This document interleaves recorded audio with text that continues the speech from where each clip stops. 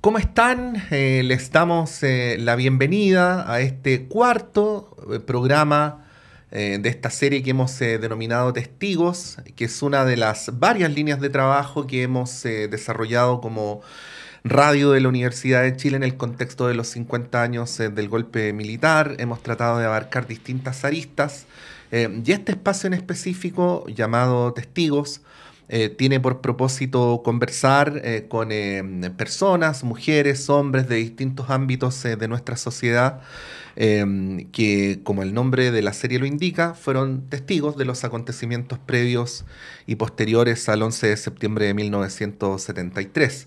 Y esta conversación es súper especial porque no solamente vamos a hablar con un testigo, sino con alguien al cual le tocó estar en un lugar tan especial de la historia que de alguna manera fue la voz musical junto con sus compañeros de la Unidad Popular. No es casual que cuando a día de hoy se hacen reportajes en la televisión o en otros ámbitos de la Unidad Popular, aparece música del Inti Illimani.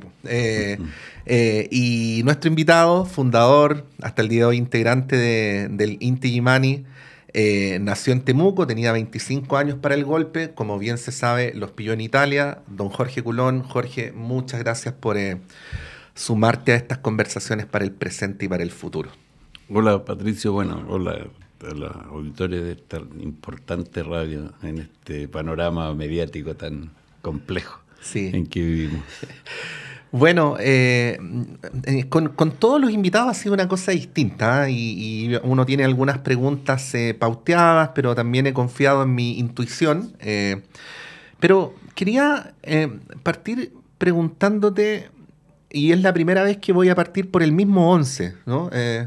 No que cuentes que estabas en el Vaticano, que también eso si quieres contarlo, en fin, pero quiero partir preguntándote si te acuerdas lo que sentiste, porque no es lo mismo contar dónde yo estaba y lo que me pasó que contar lo que sentí, ¿no? Claro. Mira, yo creo que la reacción que tuve, y no quiero hablar por los demás, pero me imagino que tuvimos nosotros fue de estupor, porque de incredulidad también, porque ahora ya el golpe sucedió y sabemos lo que fue y todo, pero en ese tiempo no teníamos la instalación mental como para entenderlo, porque en Chile no pasaban esas cosas. Y uno de los orgullos de nuestro país es que este golpismo teledirigido y bananero no sucedía en Chile. Entonces fue sobre todo en un comienzo estupor y enseguida horror, porque nosotros estábamos en Italia y las noticias llegaban por los teletipos en tiempo real, digamos. O sea, mucha gente dice, no, yo no supe o supe después, en fin. Nosotros estábamos sabiendo así en tiempo real lo que estaba sucediendo. Entonces fue eso y mucha incertidumbre sobre todo. O sea, fue una sensación también angustiosa y muy angustiosa porque las noticias eran tremendas. O sea, imagínate para yo no sé, como que para un suizo, ponte tú, quiero imaginarme más o menos o reconstruir lo que era para nosotros eso, que a un suizo le dijeran que la Fuerza Aérea Suiza estaba bombardeando el Palacio de Gobierno. Sí.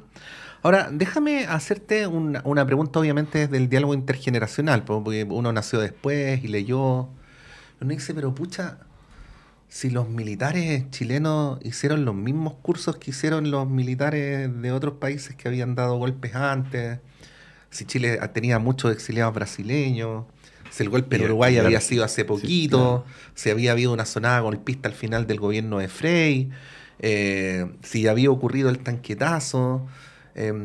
Por ejemplo, Jorge, a día de hoy todavía me produce mucho asombro ese discurso, el bello discurso del presidente Allende en Naciones Unidas, donde habla del compromiso irrestricto de las Fuerzas Armadas con la institucionalidad democrática. Pero bueno, habiendo transcurrido todo eso, y te lo pregunto 50 años después, ¿no? ¿Cómo tanto estupor? Porque cuando uno mira para atrás dice, bueno, esto podría haber sido más que predecible por los datos que te estoy contando, ¿no? Como... Claro. Bueno, es que Chile había sido de alguna manera una isla cultural, digamos. qué sé yo, antes de que fuera tan fácil viajar, Ujú. Chile era un país aislado por la cordillera, aislado por el mar y aislado por un desierto enorme y por el polo sur, digamos. Ujú. Entonces teníamos habíamos tenido un desarrollo cultural y político también. No es que en Chile la política no fuera y no hubiera sido complicada durante el siglo XX. Ujú. Yo me estoy refiriendo a las características del golpe y a esta idea que nos habíamos formado de alguna manera, nuestra generación por lo menos, es que ya las vicisitudes históricas, digamos, de los años 20, de todo, nos habían entregado una Fuerza Armada finalmente respetuosa de la Ujú. Constitución, digamos. Había muerto Schneider por Sí, claro. defender la Constitución. Entonces, y la línea constitucionalista y restricta que había tenido el general Prats. Ujú. En fin, había elementos, claro, visto de ahora parece un poco ingenuo Ujú. y lo reconozco, Ujú. digamos, pero nosotros culturalmente nos habíamos formado en un Chile que tenía ciertos hitos de los cuales nos aferrábamos, porque si no existen, bueno, también habría sido legítimo. Por eso a mí me complica mucho cuando se discute, no, pero el golpe tiene explicaciones. Mm. Claro, tiene explicaciones, pero no justificaciones. Sí. Porque si tú justificas que llegar al poder por la vía armada, entonces, bueno, Allende estaba leseando la unidad popular de querer que el desarrollo de una política distinta en Chile se hiciera por la vía democrática. Ujú. Entonces habrían tenido razón los que decían vámonos a la sierra, no sé, o hagamos guerrilla. Ujú.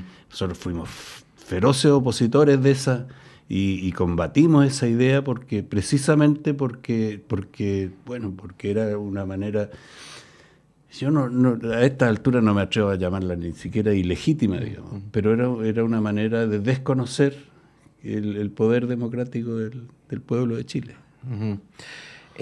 Jorge, ¿a ti te tocó hasta antes del golpe o hasta el minuto del golpe ser, como el presidente los llamó, embajadores culturales, ¿no? Entonces te tocó la experiencia vivencial de ver la creciente crispación que había en Chile y al mismo tiempo salir y ver cómo se veía la unidad popular desde afuera, ¿no?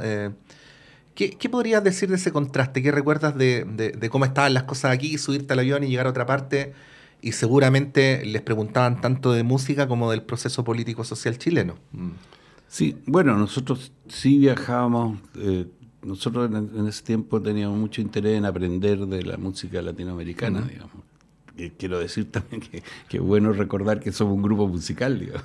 Sí, pues. Porque de repente aparecemos, no sé, como Entiendo el punto y en algún momento te lo voy a sí, sí. preguntar. Sí.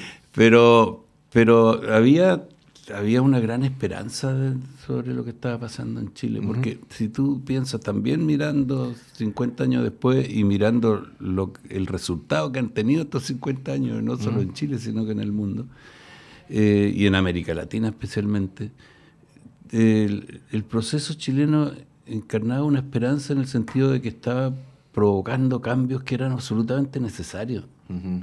O sea, puede haber, Allende gobernó 3 años, incluso menos Ujú. de 3 años, o Ujú. poquito más de 1000 días, digamos.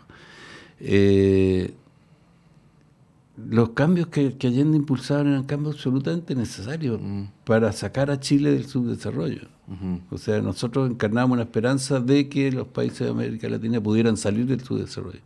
Hemos caído en estos 50 años en la imposibilidad de salir del subdesarrollo, o sea, en la condena a ser países subdesarrollados. Ujú. He escuchado a muchos viejos decir los 1000 años de la Unidad Popular fueron los 3 años, no, los 1000 días de la Unidad Popular fueron los 1000 días más hermosos de mi vida, ¿no? Yo he visto fotos, entre otras cosas, Jorge, gracias al Archivo Patrimonial de la Universidad de Santiago, a la cual le mandamos nuestro saludo como universidad hermana, de haberlos visto, por ejemplo, tocando en poblaciones muy pobres, ¿no? O esas fotos que se conservan de sus viajes en bus con Víctor Jara. Yo sé que esta pregunta da para que hablemos hasta la noche, pero dentro de lo que se puede en una entrevista de radio, ¿cómo recuerdas como joven y al mismo tiempo como músico ser parte tan protagónica de ese proceso y en la práctica a través de la música recorrer Chile, ¿no? Para llevar el espíritu, la estética también de la Unidad Popular. Mira, yo recuerdo y coincido con quienes dicen que han sido los 3 años más felices de la vida. Ahora, yo trato de separarlo también porque eran años que teníamos 20 años, digamos. Sí, entonces, uno siempre tiene alguna nostalgia, incluso física, de esa sí, época. Sí. Y, pero tenías entre 22 y 25 durante la Unidad Popular, ¿no? Claro. Sí. Pero mira, de repente ahora tú me dijiste respecto de la ingenuidad que cometimos, la ingenuidad política que aparentemente teníamos. A mí al hablar de esta cosa también tengo miedo de aparecer ingenuo, digo. Pero cambiemos la palabra por inocente, digamos, no ingenuo, más bien inocente. Además, ser ingenuo no siempre es un defecto. No siempre es un defecto, sí, claro. Sí. Los niños muchas veces son ingenuos. Sí. Nos sentíamos dueños del país. Era una cosa bien extraña. Nunca sentí esa sensación ni antes ni después.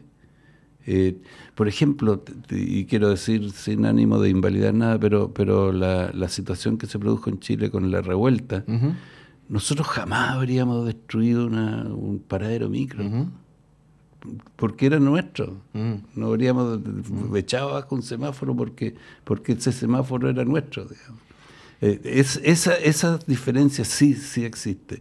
Y esta desaprensión con la propiedad común, con la idea de la comunidad incluso, la ha generado 50 años o sea, es un precio que hemos pagado también por el golpe que dio la derecha, que como yo ya me niego a esta altura de hablar de golpe militar incluso. Los militares fueron un instrumento, digamos. Pero sí, nosotros recorrimos, pero fíjate que aquí es importante también decir, nosotros no fuimos ni funcionarios ni recibimos jamás un peso del gobierno de la Unidad Popular. Todo lo que hicimos lo hicimos en base a nuestro trabajo y a las organizaciones populares, los sindicatos, qué sé yo, la junta de vecinos, los centros de madres eran los que nos invitaban, y a la Universidad Técnica, que nos daba un sostén económico mínimo, digamos, a cambio de que nosotros hacíamos todos los meses conciertos en la sede de la universidad, que iban desde Arica hasta Punta Arenas. Sí. Bueno, hasta el día de hoy, Jorge, ¿a ustedes les gusta recorrer el país, tocar en poblaciones, en sectores populares? Tú sabes que a veces la música, ciertas expresiones tienden a elitizarse, ¿no? Y ustedes combaten eso hasta el día de hoy y es muy notorio. Bueno, de lo de esa época y también de esta, ¿no? De cómo uno tiene una adhesión política a un proyecto popular y al mismo tiempo tratar de que ese arte sea comprendido por el mundo popular. Además, a ustedes que les ha tocado tocar en esos teatros así como de la entre comillas, alta cultura, ¿no? Hablemos de eso. Sí, mira, de partida hay casi todas las preguntas son para una entrevista muy larga, digamos. Nosotros, ¿qué tratamos? Tratamos de no hacer una especie de paternalismo cultural. O sea, nos parece que muchas veces lo que tratamos de que el mismo espectáculo que nosotros podemos hacer en un teatro de los que tú dices, no sé, nosotros hemos estado en la ópera de Sydney, en lugares así, pero lo ideal para nosotros es llevar ese espectáculo a una población, por ejemplo, o a gente que se interese en esto. Y les ha resultado porque siguen teniendo cada vez mucho público muy joven, ¿no? Y de distintas clases sociales. Sí. Claro, y de alguna manera se consigue, pero también hay que decir que se hace cada vez más difícil. Se hace cada vez más difícil, y creo que ahora se está haciendo extraordinariamente difícil porque se ha logrado instalar finalmente en Chile esta idea de que el dinero público, entre comillas, es para ciertas cosas, pero nunca para la cultura, desgraciadamente. Y si destináramos más recursos a la cultura, se podrían cambiar muchas cosas. Sí. Estamos conversando con Jorge Culón de Inti Illimani en este que es el 4º capítulo de Testigos. En las conversaciones que he tenido, Jorge, este año sobre los 50 años, se me ha parecido a mí, como alguien que nació el 77, muy fuertemente el tema del exilio. Y también un cierto sentimiento, no sé si lo compartes, de que los exiliados como que se reprimen para hablar de su propio dolor porque piensan que comparado ese dolor con el de los familiares de los detenidos desaparecidos, de los ejecutados políticos, de quienes vivieron el hambre, la persecución, en fin, como que sería un dolor, entre comillas, menos importante, ¿no? Te cuento como yo lo siento y lo he percibido. Pero es un dolor grande. Cuando uno conversa, cuando uno logra así como escarbar, es un dolor grande. Te quería preguntar por ese sentimiento y también haciendo la siguiente prevención que la he hecho con mis estudiantes, ¿ah? Los chiquillos más jóvenes no entienden el exilio en la época de la hiperconexión, ¿no? Si es que ustedes lo exiliaran ahora, podrían hacer un live por Instagram, ¿no? Y el objetivo político del exilio quedaría fácilmente anulado, pero es muy distinto exiliar en un país donde prácticamente no había teléfonos de red fija, donde todavía no existía ni telefonía celular, ni internet, ni WhatsApp, ni Claro. nada por el estilo. Bueno, hablemos de ese extrañamiento tan radical. Bueno, piensa que hablar por teléfono en la época era carísimo. Carísimo, carísimo. Era carísimo, no me acuerdo cuánto costaba el minuto. Mm. Era una de las cosas que andaban los Y muy exiliados. poquitas casas tenían teléfono. Y pocas casas. De hecho, en mi casa, yo hasta que volví el 88, no había teléfono en mi casa, llamábamos a la casa del frente. Ujú. Y una de las características de los exiliados era andar buscando dónde llamar por teléfono. Aparato. Hay muchas anécdotas al respecto. Pero sí, bueno, yo comparto, y lo he dicho más de una vez, que esta impresión que tú tienes. O sea, nosotros tuvimos la suerte de no vivir. Yo, por ejemplo, no conocí el terror, no conocí el miedo. Yo nunca me he tenido que reprimir con lo que digo, con lo que opino, porque nosotros estábamos afuera con el día del golpe y regresamos el 88 en plena efervescencia del sí y el no. Entonces, pero el exilio es una condición súper cruel, súper cruel. Realmente, no te digo lo que era el funeral de un exilado, por ejemplo, cuando un compañero moría Y esa certeza afuera, radical de que no alcanzó a volver a que su no patria. alcanzó, y todos los asistentes al funeral asistíamos de alguna manera a nuestro propio funeral, digamos. O sea, pensamos, volveremos, nos íbamos a morir también por acá, en una condición además del exilado que vive neuróticamente metido en el país, pero falsamente metido en el país, porque nosotros regresando nos dimos cuenta que Chile no era el Chile que nosotros nos imaginábamos, y que los que volvimos a Chile tampoco éramos los mismos que salimos de Chile. Entonces se produce ya, yo creo que la condición de exilado, cuando el exilio dura tanto cuanto duró el de nosotros, es una condición más o menos permanente. Al punto que muchos de los que regresaron volvieron a sus lugares de exilio. Propios compañeros de camino de ustedes, pues, Claro. Ángel Parra, como que entre Chile y Francia, muchos años también, los Quilapayún. Claro, mucha gente, y otros que por muchos años se siguen sintiendo, que me pasó a mí, exilados del país donde estuvieron exilados. Yo tengo una nostalgia tremenda de Italia, porque yo me formé como persona adulta, digamos, como ciudadano prácticamente en Italia. Viví entre los 25 y los 40 años. Formaste familia Y son ya. 15 claro. años, sí, tengo 3 hijos nacidos en Italia, 3 hijos que son italianos. Italianos y chilenos. Pero es la época en que uno se forma, digamos. No es tanto el tiempo, que son 15 años, que es bastante tiempo, pero esa época, esa etapa de la vida es muy fundamental. Yo todavía tengo que salirme, estoy leyendo y tengo que salirme de mí mismo para recordar si estoy leyendo en italiano o en español, Mira. por ejemplo. Jorge, pregunta políticamente incorrecta, ¿eh? Yo sé que estaba toda la épica de la lucha contra la dictadura y el anhelo de volver y todo esto que hablábamos de la crueldad del exilio y lo tremendo que tiene que haber sido para ustedes volver justo el 18 de septiembre con todo lo que eso implica. Pero ustedes tenían sede en Italia en un momento en que tenían fama mundial. Sí, eran muy reconocidos en Italia. Vivían en una de las capitales más bellas del mundo.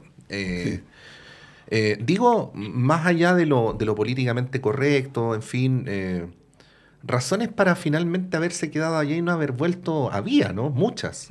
Muchas. Sí. ¿Se lo plantearon seriamente? ¿Cómo fueron esos primeros años, esto de volverse a Chile, que es un país que está tan lejos de todo, más aún con la celebridad que ustedes tenían en ese momento? Y tener todo esto que tú cuentas, pues, ¿no? O sea, que igual este país era más feo que como ustedes lo recordaban, ¿no? En un sentido cualitativo, quiero decir. Mira, esto da una medida también de cuál era digamos, nuestra neurosis, llamémosla así, respecto de cómo vivíamos nosotros el exilio. Realmente, si tú lo miras desde ahora, también era de alguna manera profesionalmente una locura volverse, pero no tuvimos ninguna duda. Nosotros supimos el 30 de agosto... Pero era una pésima decisión artística. Del punto más bien profesional. Profesional. Más bien profesional, claro. Yo separaría esas dos cosas. Nosotros supimos del 30 de agosto en el aeropuerto Kennedy de Nueva York. Estábamos regresando de México a Italia, y apareció Pinochet, porque en los aeropuertos de Estados Unidos lo que nos falta nunca es un teléfono o un televisor, digamos. Y estábamos viendo las noticias y aparece Pinochet diciendo que todos los señores políticos pueden volver. Y es curioso, fíjate, te voy a hacer un paréntesis. Yo escuché hablar a Pinochet mucho tiempo después, casi cerca del plebiscito. Yo nunca había tenido ni el interés ni la oportunidad de escuchar cómo hablaba, digamos. Sí. Bueno, me acordé por eso. Y ese personaje nos gobernó durante 17 años. Bueno, y nosotros tratamos de volvernos desde Nueva York, tratamos de cambiar los pasajes para venirnos inmediatamente. Porque vivíamos... Como yo creo que la gran mayoría de la acción, vivíamos obsesionados con esto. Y había una cuestión, hay un libro de Milan Kundera, que no es la ¿sí? insoportable levedad del ser, ¿sí? En que habla de este imperativo que tiene, y él lo compara con el viaje de Ulises. O sea, ¿por qué Ulises, teniendo las tentaciones que tuvo, y se podría haber quedado con la diosa Calipso, y en fin, todo lo que tenía esta necesidad que era superior a él incluso de volver a Ítaca? Y yo creo que había ahí un imperativo ético, porque también nosotros habíamos, de alguna manera, mucha gente cree que nosotros vivimos del golpe, digamos, ¿no? Nosotros vivimos de nuestra música, había muchos músicos. Entiendo que pasó al revés, esto es un poco, claro. ¿cómo decirlo? Pero entiendo que ustedes hicieron cientos de conciertos gratuitos y entregaron esos recursos a la solidaridad, a las organizaciones políticas. Sí, bueno, y lo entregamos, digamos, de manera absolutamente libre, voluntaria y convencida, además. Entonces había como un imperativo ético detrás de eso. Nosotros no podíamos quedarnos afuera por una cuestión... Nos habría significado un quiebre muy problemático en el grupo. Sí. Jorge, quiero desde la música Inti Illimani hacerte una pregunta sobre tiene dos dimensiones, ¿eh? Una es el tema del reconocimiento en vida y la otra es el de la identidad nacional, pero los quiero juntar, ¿no? A Violeta no le tocó ser reconocida en vida, a ustedes, a ti afortunadamente te ha tocado ser muy reconocido en vida, ¿no? Como artista. Pero al mismo tiempo el modo en que la música de Inti Illimani, luego de ser una música, entre comillas, exiliada, ¿no? Se convierte con el paso de los años en una de las señales de la identidad chilena, ¿no? Pero curiosamente no solo de la identidad chilena. Yo hace 3 semanas atrás estaba en Ollantaytambo, esperando el tren para ir a Machu Picchu. Y empieza a sonar Inti Illimani. La música de Inti Illimani nos muestra un Chile más diverso, más amplio y más cosmopolita que lo que, disculpa que haga la caricatura, ¿no? Pero que lo que podría ser una tonada tradicional, ¿no? Y a día de hoy eso ya es Chile, ¿no? Entonces te quería preguntar en esas dos dimensiones. Por un lado, ese reconocimiento en vida que vincula la música de Inti Illimani con la unidad popular, con la identidad chilena, con la identidad latinoamericana. Pero al mismo tiempo esto que te termina convirtiendo, sin querer queriéndolo, como junto con tus compañeros, en una suerte de embajadores para siempre de la identidad chilena, ¿no? ¿Cómo se vive eso? Y qué preguntas se hace uno al respecto? Bueno, una pregunta que nos hemos hecho siempre sobre la legitimidad de ese rol, digamos, porque nosotros, mira, como todos los cabros que empiezan a hacer música, lo hicimos por pasión, digamos. Nosotros nos enamoramos de estos sonidos, no nos preguntamos no nos preguntamos ni hicimos sociología acerca de lo que hacíamos, ¿no? Pucha, cuando la Violeta Parra traía un grupo boliviano que se llamaba Los Cebollitas, me acuerdo siempre por el nombre, y que era una banda de sikus. Escuchar una banda de sikus era una experiencia musical tremenda, te removía todo, pero nosotros estábamos enamorados de esos sonidos. No lo pensamos dos veces, pero también seguíamos y cantábamos, no sé, Si Somos Americanos, la canción de Rolando Alarcón había, y era muy fuerte en la época este sentimiento latinoamericanista, digamos. Entonces nunca nos pusimos fronteras en ese sentido. Después, con el tiempo, sí, tuvimos problemas, por ejemplo, con algunos grupos de ultranacionalistas bolivianos que decían nos quitaron el mar y ahora nos quieren quitar la música, ese tipo de frontera, digamos.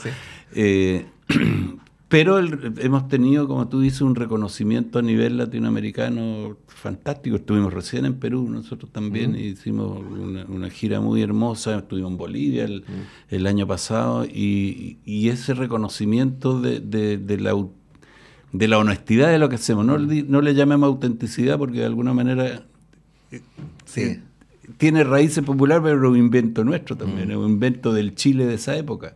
O sea, esta música latinoamericana que en Chile se impuso es de alguna manera un invento chileno, digamos. Jorge, y cuando aparecen imágenes de Allende en la televisión, y yo diría que la mitad de las veces es acompañada con música de Inti Illimani, ¿le has dado una vuelta a eso? ¿A cómo queda perpetuada esa imbricación? Mira, bueno, también durante la UP, antes de la cadena, cuando Allende hablaba en cadena nacional, se tocaba un tema... Charagua, ¿no? Charagua era la música de la televisión. Ya. Era Tatatí. Tatatí, ya. Claro. Y... Pucha, mira, es que efectivamente hay dos cosas mezcladas. Sí, una, la figura de Allende, que para mí es una figura gigantesca, y crece, no hace más que crecer con el paso de los años, pese a los esfuerzos de sus adversarios y de muchos de sus exaliados, digamos, por tenerlo como en el pasado. Y la otra, claro, la emoción de haber jugado un rol cuando en el discurso final de Allende dice que agradece a los jóvenes que cantaron y todo. Es como si me estuviera diciendo a mí de alguna manera, y creo que lo sentimos, y lo sentimos todos los que en esa época hacíamos, lo sentimos como un reconocimiento personal de un personaje gigantesco de la historia no solo de Chile, sino del mundo. Aparte del gesto final, ¿por qué es tan gigantesco Salvador Allende, Jorge? Es gigantesco porque fue capaz, creo yo, por una parte, de encarnar el espíritu de un siglo entero. O sea, Allende no fue candidato porque se hizo una encuesta para... fue candidato por una parte por su constancia, por su coherencia y por la claridad de su objetivo, pero por otra parte porque se construyó durante un siglo entero un movimiento y un tejido de conciencia política y un tejido social que fue lo que llevó a Allende al gobierno, digamos. No era el líder que carismática o que tiene bonita sonrisa, no sé, como los primeros ministros españoles, que son todos... Sí. Y que está pasando un poco en todas partes del mundo, digamos.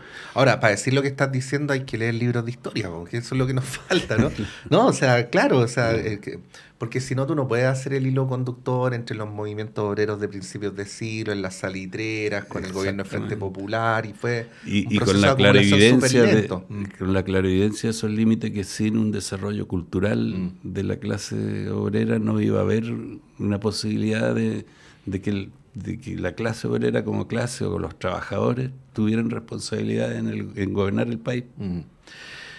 Jorge Culón, bueno, aparte me imagino de Víctor Jara, ¿tú recuerdas, tiene que haber sido muchas, pero ¿tú recuerdas algún acontecimiento ocurrido durante la dictadura o algunos que les haya golpeado especialmente cuando recibieron la noticia allá lejos?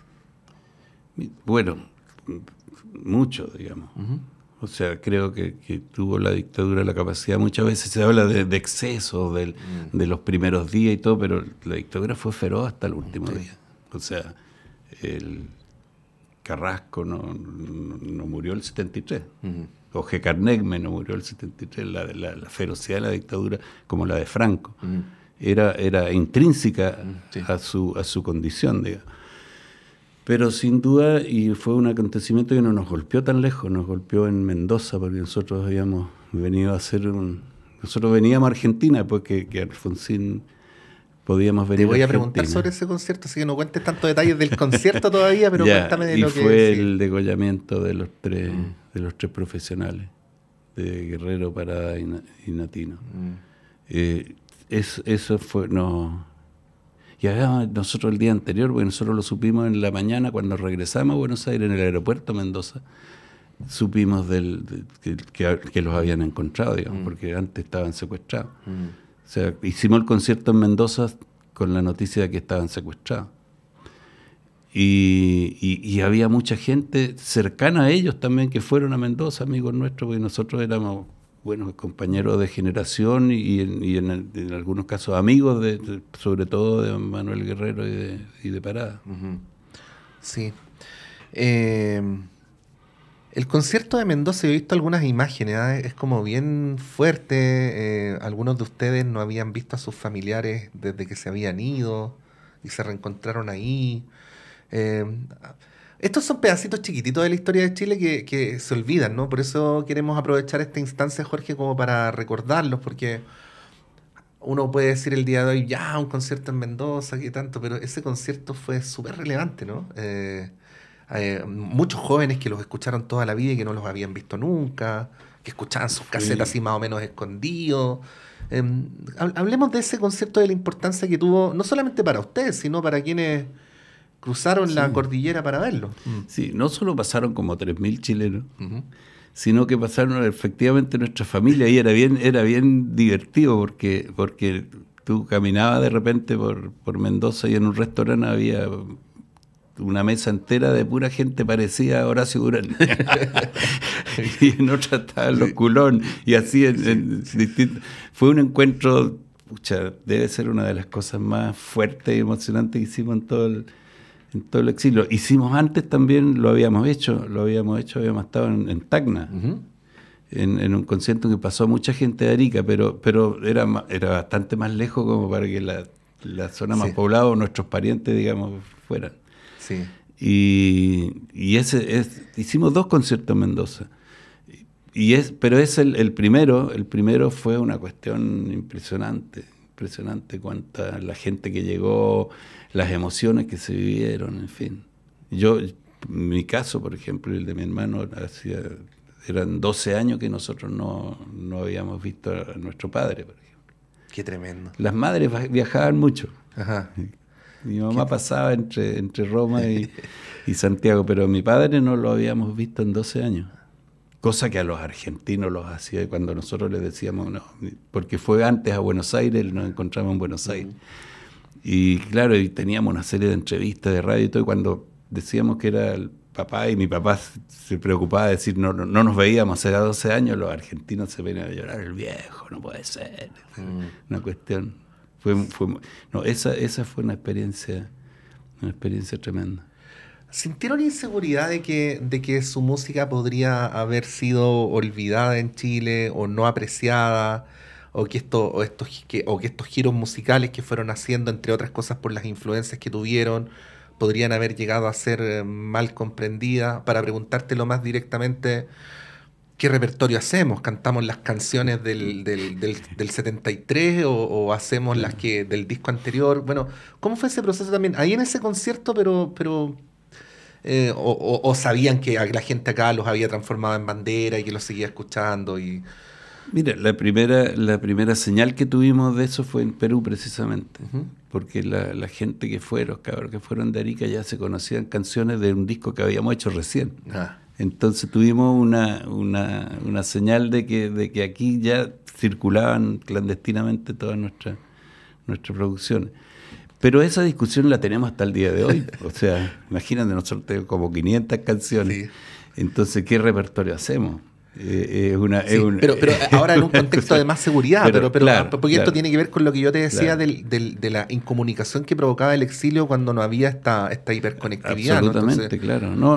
Fue una conversación, y para nosotros de alguna manera, como nosotros estábamos casi siempre en gira, por distintas partes había países donde se habían hecho ya colonias chilenas numerosas, como Canadá, Australia o Suecia, por ejemplo, y de alguna manera era un termómetro de cómo llegaba nuestra música a ellos.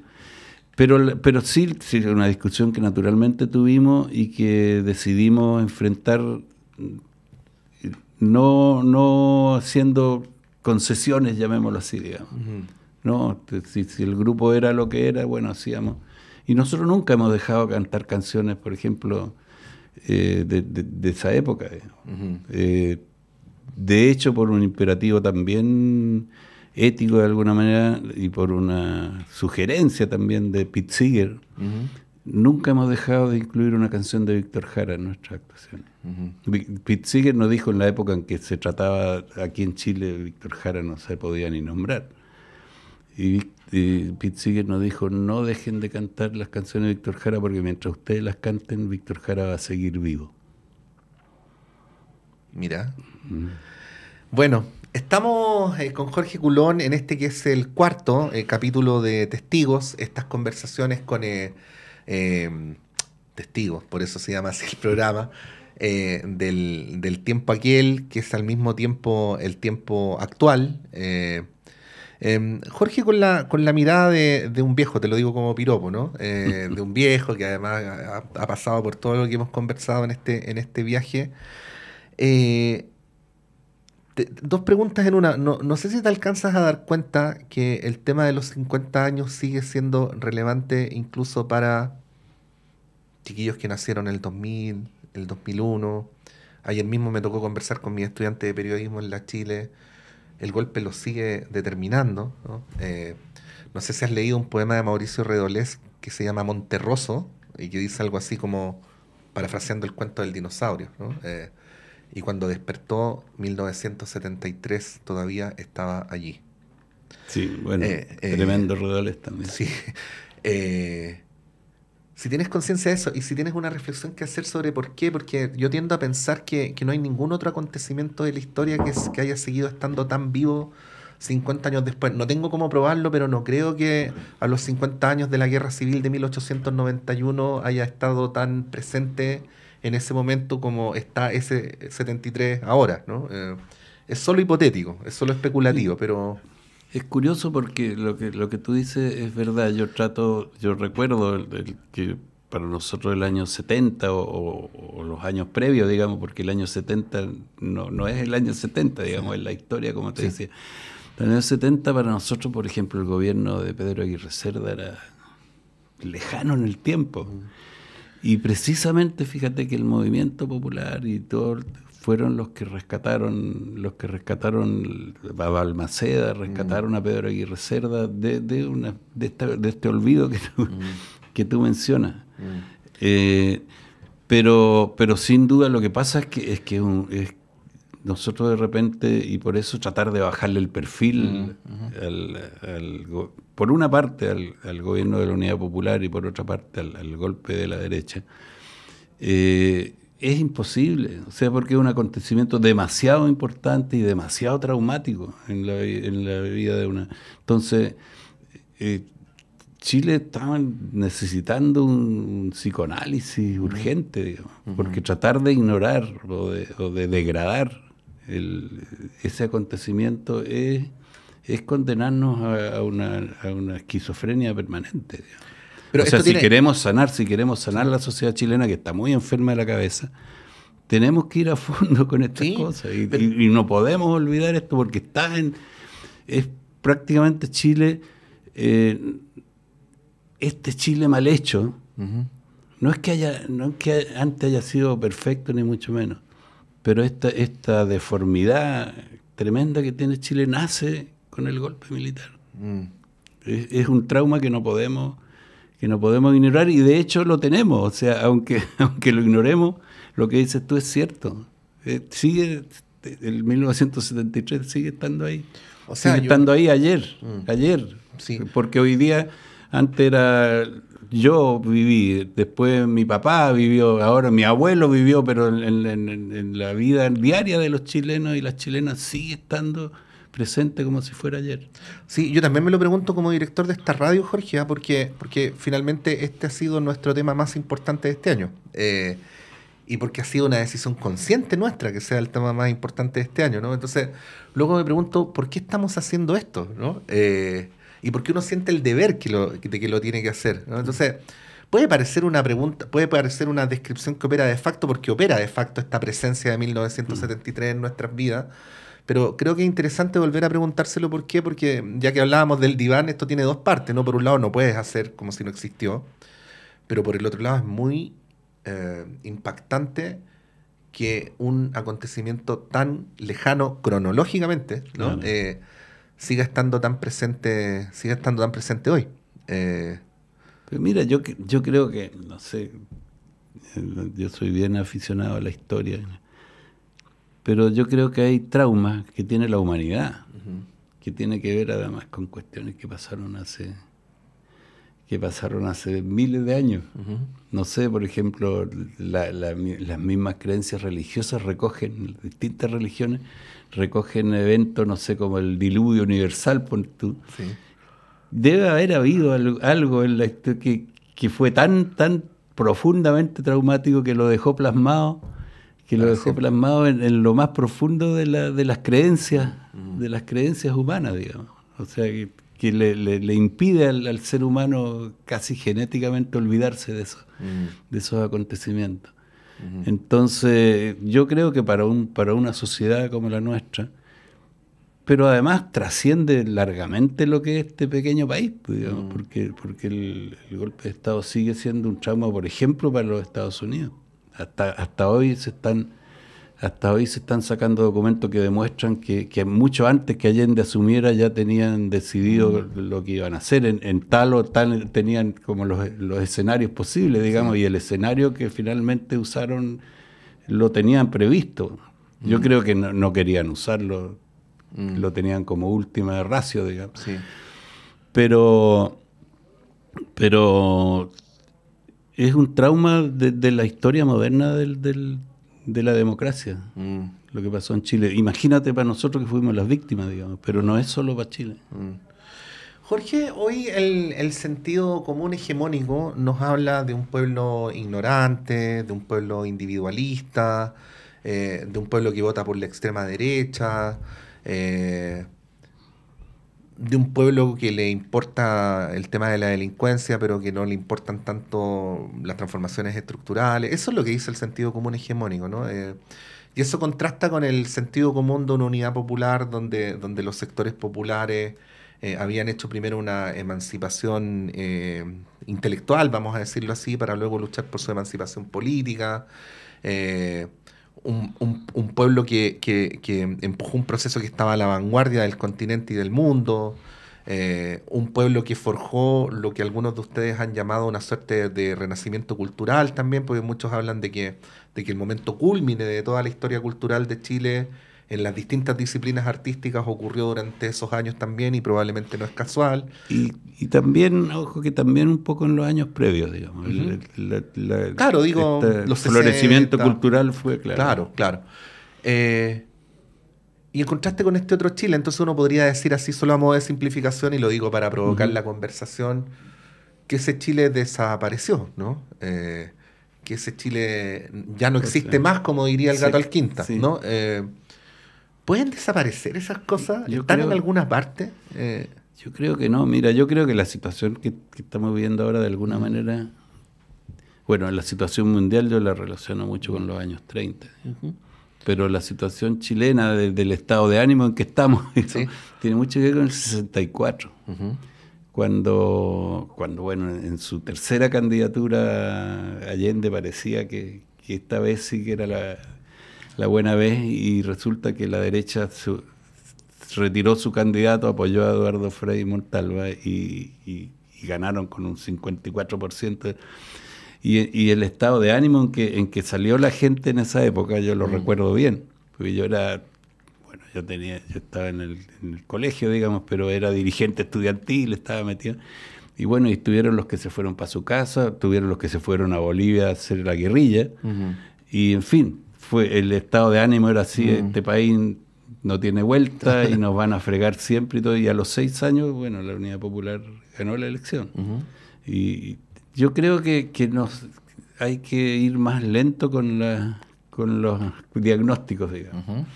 Porque este mismo pueblo, el 2019, estaba en otra.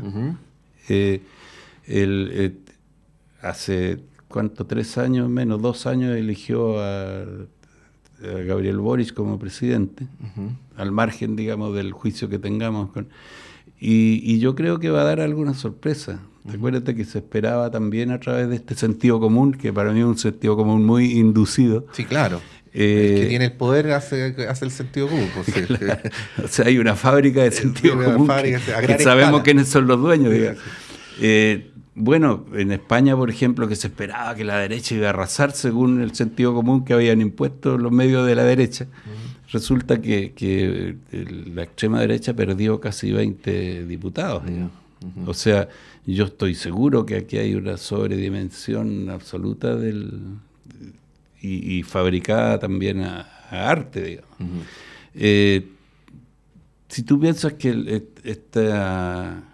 también el sentido común dice que esta pésima constitución que había hecho la Convención Constitucional obtuvo el 44%, o sea, casi el 40% de los votos, es tremendo para una pésima constitución. O sea, ¿qué pasa con ese 40% de fanáticos extremistas? Están ahí, estamos ahí, digamos. Entonces, yo me iría más cauto con esta. Ahora, ¿qué pasa? Claro, que el interés, y es un interés, la urgencia que tiene en este momento la derecha y la extrema derecha, es crear esta sensación de que son una fuerza incontenible. Yo creo que no lo son. No lo son porque las razones históricas están, y porque los procesos históricos son complejos. Jorge, nos queda la última pregunta, ¿cierto, Camila? Sí, nos queda la última pregunta. Mira, te voy a proponer el siguiente ejercicio. En este momento en un hospital de Temuco están haciendo una guaguita, ¿ya? Tú naciste el 43 en Temuco, ¿sí? El 47. 47. Sí. Esa guaguita que están haciendo ahora en un hospital de Temuco, los papás le van a poner Jorge, ¿ya? Entonces, como nació recién, no va a poder escuchar este programa ni lo va a poder comprender, pero sí lo va a escuchar en 22 años más, cuando tenga la misma edad que tú tenías el 73, el año 2045, ¿no? ¿Qué le dirías a esa persona? A ese joven de 22 años del 2045. Mira, me dan ganas de parafrasear un consejo que le daba a Paul McCartney a los jóvenes músicos: que se consiga un abogado. Sí. Pero mira, yo creo que ese tocayo va a vivir un mundo extremadamente complicado. Al comienzo del siglo XX la población mundial era por debajo de los 2.000 millones de habitantes. Hoy día somos 8.000. La Tierra no ha crecido. Y si seguimos en este tren, yo no sé si pueda ni siquiera llegar a la edad que yo tengo, digamos, o a los 22 años. Entonces va a vivir un mundo complicado. Ahora le diría que lo piense bien, porque la historia del ser humano, que ya va a estar, cuando él sea grande, va a estar en serio peligro de extinción, ha sido una historia colectiva. Entonces estos cantos de sirena del individualismo, si a él le están diciendo que él es mejor que su compañero, que es más blanquito que que el mapuche que nació al lado, en fin, este tipo de cosas que no se las trague. Que la única posibilidad de que él tenga hijos, por ejemplo, o tenga nietos, es que empiece a asociarse con los demás.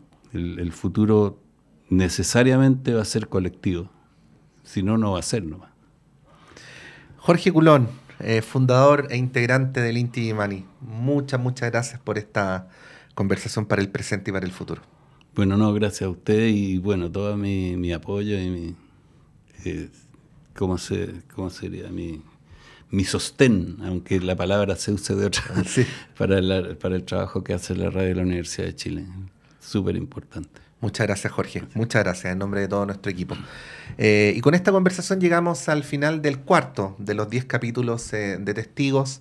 Estas conversaciones con personas que nos dan su testimonio y su reflexión también sobre los acontecimientos en torno al 11 de septiembre de 1973. Que estén muy bien.